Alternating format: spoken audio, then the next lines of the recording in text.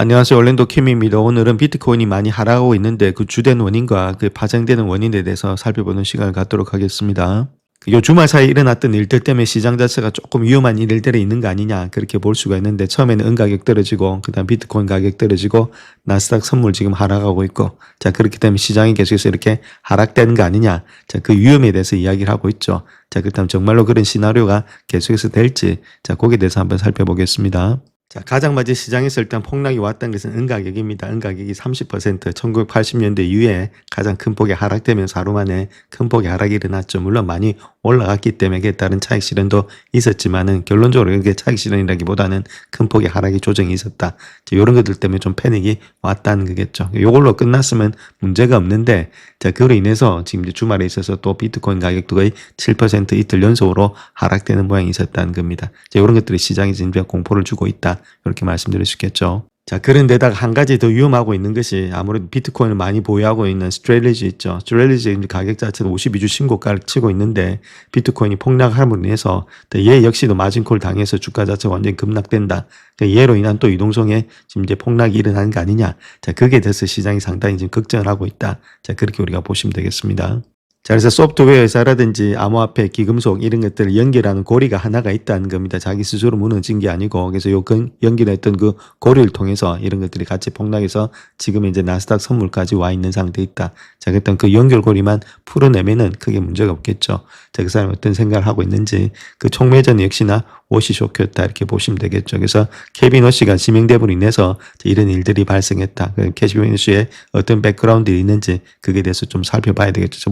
저번 시간에 말씀을 드렸지만은 그거하고 지금 관련해서 지금 이제 암호화폐의 지금 연관성에 대해서도 말씀을 드리겠습니다. 자, 근데 여기서 우리가 봐야 될 것이 워시쇼크의 타임라인이 있답니다. 여기 가장 중요한 건데, 지금 2020년도 1월 30일 날에 도널드 트럼프가 케빈 워시를 갖다가 자기 연준하러 나미네를 했죠. 지명을 했다가 몇 분 후에 보게 되면 가장 중요했던 달러 인덱스가 7월 이후에 최대 112 상승폭을 기록하면서 큰 폭에 뛰었다, 이렇게 보시면 되고, 이거 중요한 거고, 그 다음 두 번째는 몇 시간 후에 금은, 비트코인 이렇게 무수익 자산이 급락하기 시작했다는 겁니다.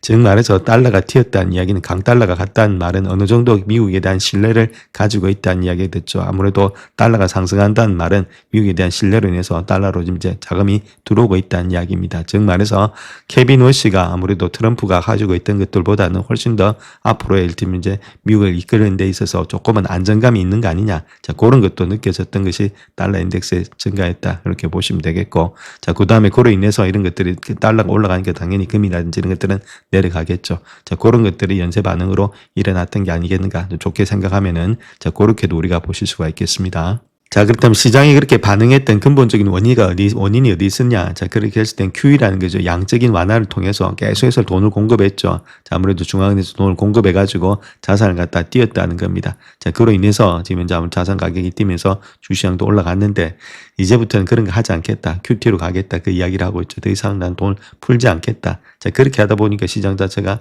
완전히 흘러내리는 그런 모양이 있었다. 그래서 지금 이제 이 정도로 대차지표를 축소하는데 일단은 관여해왔던 것이 케빈 워시가 아니겠는가. 자, 그 사람의 성향을 반영해서 주가 자체가 하락했던 그런 원인이 되었다, 저렇게 말씀을 드립니다. 자, 그래서 그렇게 시발점이 된 것이 첫 번째 도미노가 어디 있었냐? 은 시장의 마진콜 연쇄 반응이 일어났다는 겁니다. 이걸 통해서 계속해서 시장의 모든 것들이 하락되는 그런 모양이 있다, 저렇게 말씀을 드리겠습니다.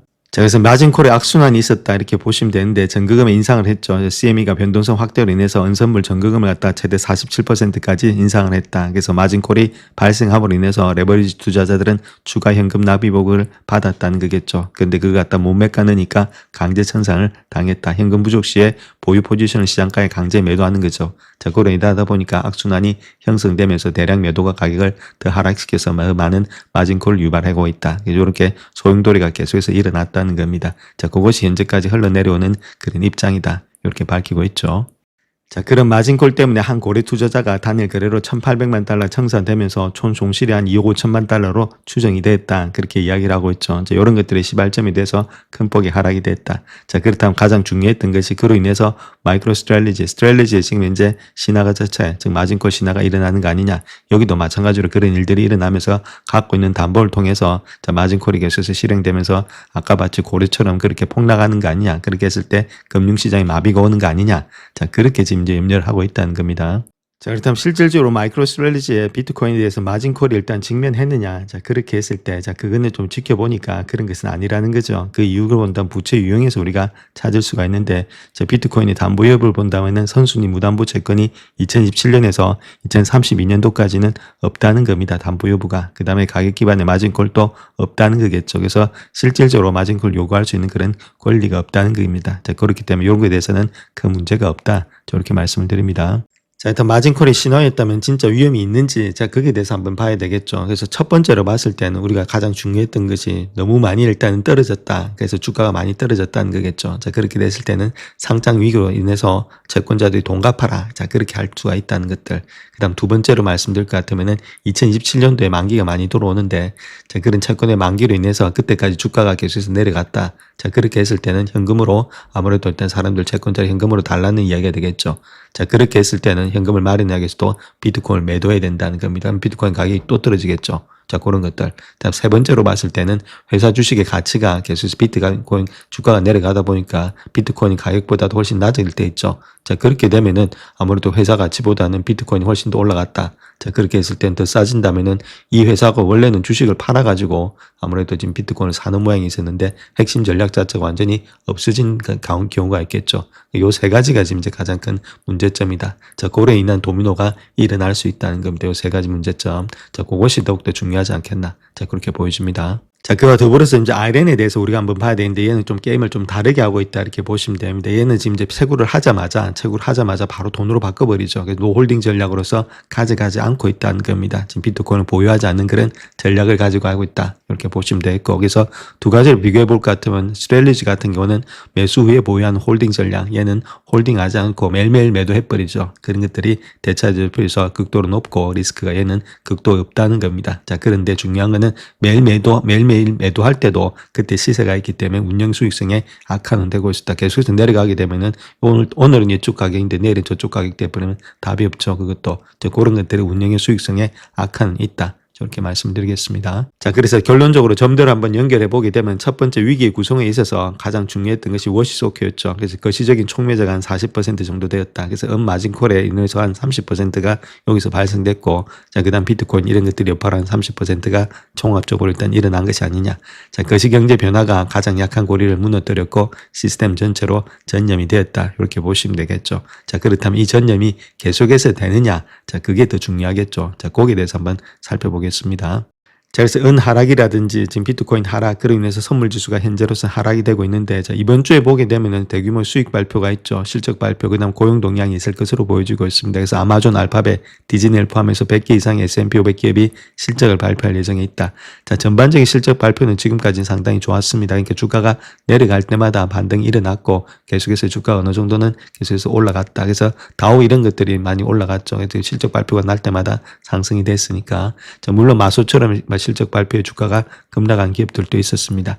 자, 그럼에도 불구하고 도이치뱅크 같은 경우는 주말에 기업의 이계 증가율이 4년 만에 최고치를 기록할 것이다. 그렇게 이야기를 하고 있습니다. 우리가 가장 중요한 것은 기업의 이계 증가율에 포커스를 하시는 것이 더 중요하다. 이게 시장의 거시경제라든지 이런 것 때문에 무너질 때, 자, 그 다음에 케빈 호시가 아직까지는 우리가 생각하고 있는 그런 것들을 알 수가 없다는 겁니다. 저번 시간에 말씀드렸죠. 지금 은행 규제를 낮춰가지고 통화에 집중해서 자, 그쪽에서 자금을 풀겠다. 자, 그렇게 이야기했기 때문에 얘 역시도 계속해서 자금을 풀고 있는 그런 입장이 있는 거지 자금을 줘 있는 입장은 아니다. 자, 물론 지금 이제 연준을 통해서는 QT를 갖다가 할 수가 있겠지만은 은행 규제를 풀므로 인해서 계속해서 자기의 통화를 갖다 늘릴 수도 있다는 거겠죠. 그래서 우리가 아직까지는 알 수가 없다는 겁니다. 그래서 여기서 먼저 겁을 먹고 이렇게 할 게 아니고 우리가 집중을 할 때는 어디든지 주식에 있어서 가장 집중할 때는 다른 분야가 아닙니다. 가장 중요한 것은 기업의 이익 증가율이 늘어나고 있느냐, 기업의 이익이 늘어나고 있느냐, 여기에 따라서 주가는 비례하면서 올라가게 돼 있다. 이렇게 보시면 되겠죠. 그래서 EPS의 성장에 따라서 주가는 EPS 함수니까 얘가 가게 되면은 주가는 따라가게 돼 있습니다. 그래서 여기다가 집중을 하셔야지. 지금 이제 케빈 호시라든지 그런 사람들이 아직까지도 발톱을 안 드러내고 있는데 거기다가 너무 집중해가지고는 볼 필요는 없다는 거겠죠. 그래서 우리가 기업의 이익에다가 더욱더 많은 집중을 해야 될 시간이다. 저렇게 말씀드립니다. 자, 그래서 나스닥 선물 한번 보겠습니다. 이제 0.58% 정도 하락이 되고 있다. 이렇게 보시면 되겠고, 그렇다면 직전 저점에 있던 25,300대, 이제 그때가 아무래도 좀 지지받아 줄 것으로 보여지고 있고, 그게 무너지면은 25,000대까지 한번 봐야 되지 않겠나. 그래서 200일선 있죠. 그것이 24,750이니까 정도 25,000대에서는 아무래도 약간의 반등이 일어날 것으로 보여지고 있다. 이렇게 보시면 되겠죠. 만약에 내려오게 되면은, 자, 근데 실적에 따라서 왔다 갔다 할 수 있기 때문에, 자, 아무래도 다음 주장이다. 이런 것들도 좀 옆에서 눕는 장들이 되지 않겠는가 해서 만약에 실적이 나빠졌다. 자, 그렇게 하면 우리가 저점을 깨면서 큰 폭에 내려오겠죠. 근데 실적이 나빠지지 않는다면 주가 자체가 완전히 폭락한다. 자, 그렇게 보지는 않고 있습니다. 자, 다음 골드 한번 보겠습니다. 골드 같은 경우에 있어서도 지금 많이 좀 하락이 되면서 4.51% 정도 하락이 되고 있죠. 자, 그런 가운데 있기 때문에 이런 것들도 지금은 이제 아무래도 바로 급반등이 나오기는 좀 힘듭니다. 옆으로 눕든지 기간과 시간 조정은 걸릴 것으로 보여지고 있습니다. 큰 손들이 직접적으로 들어와야 되기 때문에 큰 손들이 한번 팔고 나갔기 때문에 다시금 들어오려면은 시간이 걸립니다. 자, 그렇기 때문에 바로 일단 이것이 급반등 V자 반등은 나온다 이렇게 보지는 않고 있죠. 그래서 지금 가격대를 본다면 요겁니다. 아무래도 4,500대. 자, 그것이 지켜지는지 한번 보시고, 자, 그 밑에 빠진다면 조금씩의 매주 관점에서 또 들어가야 되지 않겠는가. 자, 그렇게 볼 수 있겠죠. 그래서 아무래도 다른 것보다는 지금 이제 해지 차원에서, 달러 해지 차원에서 보신다면 좀 빠질 때마다 조금씩 담으셔서 들어가는 그런 차원이 필요한 거지. 이걸 갖다가 시세 차익을 먹기 위해서 여기서 매수하고 저기서 매도한다. 그런 개념으로 하시면 안 된다. 이렇게 말씀드릴 수 있겠죠. 그래서 4,500대를 기준으로 해서 자, 거기 때마다 빠질 때 아니면 그 중간에 왔을 때마다 분할 매수하는 것이 바람직하지 않겠나. 그렇게 보여지고 있습니다. 그래서 좀 긴 시간을 가지고 가져가자 이렇게 말씀드립니다. 자, 그 다음 은 가격도 한번 보시게 되면 저점을 테스트한 것이 74불대입니다. 그 정도 내려왔기 때문에 조금 더 기다리시고 한번 큰 폭에 꺾이면서 추세가 완전히 이탈을 했죠. 추세가 이탈한 후에는 이 추세 안으로 들어오기 위해서는 시간이 많이 걸립니다. 그래서 이런 것들이 바로 급반등이 나오지 않는 한은 이쪽에서 상승의 추세로 올라가기는 힘든 모양이 있다. 이렇게 보시면 되겠죠. 그 다음에 큰 손들이 다 물량이 털렸기 때문에 시간이 많이 걸립니다. 그럴 땐 바로바로 매수해서 여기서 매수해서 저기서 먹는다. 자, 그런 개념으로 하시면 안 되고 길게 보시면서 나는 좀 은시장에 대해서 어느 정도 확신이 있는 분들에 한해서는 조금씩 매집을 하는 그런 개념으로 들어가야지 지금부터 바로 급반등이 일어난다. 자, 그렇게 보긴 힘든다. 이렇게 말씀드릴 수 있겠죠. 그래서 조금은 기간과 시간 조정이 필요할 때가 지금 이제 금속 시장이다. 저렇게 말씀을 드립니다. 자, 다음 비트코인 한번 보겠습니다. 비트코인은 우리가 가치를 갖다가 정확하게 우리가 분석을 할 수가 없습니다. 말은 그렇게 뭐 밸류에이션을 한다는데 실질적인 밸류에이션이 나오지 않는 것이 비트코인이죠. 사람의 심리에 따라서 많이 움직이는 것이 비트코인이다. 비트코인 같은 저 같은 경우는 차트를 더 중시해서 보는 가운데 있습니다. 자, 그런 가운데 있기 때문에 이렇게 추세 있죠. 추세가 무너졌을 때는 가는 추세, 상승의 추세가 무너졌는데 여기서부터 주가가 떨어졌다 해서 매수 관점이다. 자, 그렇게 봐서는 안 된다는 겁니다. 비트코인은 만약에 이런 것들이 주가 자체가 많이 떨어졌으면 엔비디아라든지 아니 다른 종목들이 있죠. 그런 종목들이 많이 떨어졌을 때, 자, 우량주가 떨어졌을 때는 밸류에이션이 낮다. 그러면은 조금씩에 사들어가면 되는데, 자, 비트코인은 그런 식으로 해가지고는 답이 안 나온다. 이렇게 말씀드릴 수 있겠죠. 반드시 추세대로 먹어야 된다. 이렇게 말씀드립니다. 요것도 좀 마찬가지죠. 이렇게 추세가 내려갈 때 있죠. 이런 식으로 추세가 하락 중에 있을 때는 그 추세가 지금 이제 상승의 하락의 초입인지 아니면 상승의 초입인지를 알 수가 없습니다. 이게 반등이 된다 하더라도 하락으로 강하고 그다음 반등이 약하기 때문에 요쯤 있는지 알 수가 없다는 거죠. 더 내려올 수 있다는 겁니다. 지금도 여기가 요 부근인지를 알 수가 없다는 거죠. 더 내려올 수도 있다는 거죠. 비트코인 자체가. 자, 그렇기 때문에 여기가 섣불하게 바닥이다. 이렇게 들어가기는 힘든 모양이 있다. 이렇게 말씀을 드릴 수 있겠고. 자, 가장 중요했던 것은 요 라인대죠. 그래서 77,000대, 75,000대 여기가 지켜지는지 우리가 봐야 될 때다. 이렇게 말씀드릴 수 있겠죠. 지금 이제 하락 추세에 있기 때문에 섣불하게 여기가 매수 관점이다. 이렇게 해서 들어가시면 안 된다. 저렇게 말씀을 드릴 수 있겠죠. 그래서 조금은 시간을 두고 그 라인대 75,000대가 지켜지는지 확인하고 이제 이런 확인이 있죠. 지금 이제 이런 라인대라는 겁니다. 그래서 더 내려갈 수도 있다는 이야기겠죠. 알 수는 없지만은 자, 그런 가운데 있고 우리가 들어가는 라인대를 본다면 이렇게 좀 쌍바닥이 됐죠. 있죠. 아무래도 내려가면서 주가가 이탈하면서 하락 추세를 이탈하면서 이렇게 보고 물론 이때 못 잡으니까 좀 가격은 높은데 잡을 수가 있습니다. 그럼에도 불구하고 안전하게 잡는 것이 비트코인 안전하게 잡아야 되는데 추세가 하락 중에 있을 때 떨어질 때는 비트코인 이런 것들을 담으시면 안 된다 이렇게 말씀을 드립니다. 이런 것들은 가치가 없기 때문에 자 그렇기 때문에 조금은 더 기다려보자. 그래서 77,000대가 75,000대가 지켜지는지를 관찰을 할 때다 이렇게 말씀드립니다.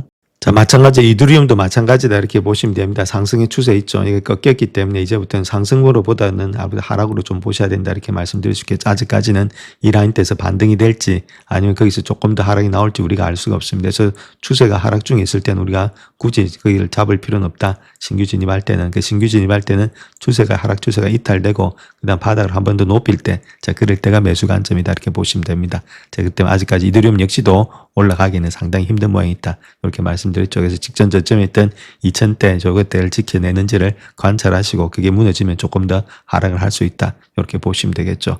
자 그런 것들이 비트마인에서도 똑같이 나타나고 있습니다. 비트마인도 요번에 직전 저점을 좀 깨고 내려올 가능성도 있죠. 그렇다면 아직까지 추세가 하락 중에 있다는 겁니다. 추세가 하락 중에 있을 때 우리가 굳이 여기를 갖다 바닥이다 저기가 바닥이다 자 그렇게 보긴 힘들고 시간을 두고 봐야 될 때다 이렇게 말씀드릴 수 있겠죠. 그래서 이때까지 올라갔던 것들이 없어지면서 다시금 내려가고 있기 때문에 삼각 수렴으로 볼 수도 있는데 아직까지는 조금 더 하락세가 깊다 이렇게 말씀드리겠습니다. 영상을 끝까지 시청해 주셔서 감사합니다. 영상이 도움이 되셨다면 구독과 좋아요 부탁드립니다. 감사합니다.